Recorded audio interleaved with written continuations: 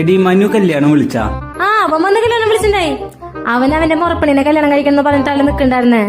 എന്നിട്ട് ഇപ്പൊ പുറം നാട്ടിലെ ഏതോ ഒരു പെണ്ണിനെ കല്യാണം കഴിക്കണേ. ആർക്കാരൊക്കെയാ വിധിച്ചെന്ന് പറയാൻ പറ്റില്ലല്ല. അത് നീ പറഞ്ഞത് കറക്റ്റാ. ഇപ്പൊ നമ്മള് ദൂരെ ഒരു സ്ഥലത്ത് പോകാൻ ബസ് സ്റ്റോപ്പിൽ ബസ് കാത്ത് നിൽക്കും. അപ്പൊ ആ സ്ഥലത്തേക്ക് ബസ്സേ വരില്ല. ശരി, കാത്തുനിന്ന് സമയം കളയണ്ടല്ലോ വിചാരിച്ച് കിട്ടിയ ബസ്സിന് പോവാന്ന് വെച്ചാ നമുക്ക് വരുന്നത് ഒരു ലോക്കൽ ബസ്സായിരിക്കും. ശരി, ലോക്കലെങ്കിൽ ലോക്കല് കേറി പകുതി ദൂരെ എത്തിയിട്ടുണ്ടാവുള്ളൂ. അപ്പൊ നമ്മളെ ക്രോസ് ചെയ്ത ഒരു സൂപ്പർ ഫാസ്റ്റ് പോവും. അപ്പൊ നമ്മുടെ മനസ്സ് പറയും കുറച്ചു നേരം കൂടെ കാത്തു നിന്നിരുന്നെങ്കിൽ സൂപ്പർ ഫാസ്റ്റിലെ പോവായിരുന്നു. ഹലോ ലോക്കലെങ്കിൽ ലോക്കല് നമുക്ക് വിധിച്ചത് അതായിരിക്കും. ചേട്ടനൊരു ലോക്കൽ ബസ് എങ്ങനെ കിട്ടി?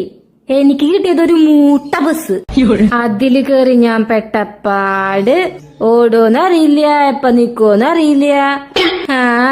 പിന്നെ പോവന്നെ ബസ് ബസ് ബസ്. ആ മൂട്ട ബസ്സിൽ കയറിയതിന് ശേഷം എന്നെയും ക്രോസ് ചെയ്ത ഒരു AC ബസ് പോയി. അപ്പൊ ഞാനും വിചാരിച്ചു കൊറച്ചേരം കൂടെ നിന്നിരുന്നെങ്കി ആ AC ബസ്സിൽ പോവായിരുന്നു. Hello bus bus bus. കൊമത്ത് കൊമത്ത്.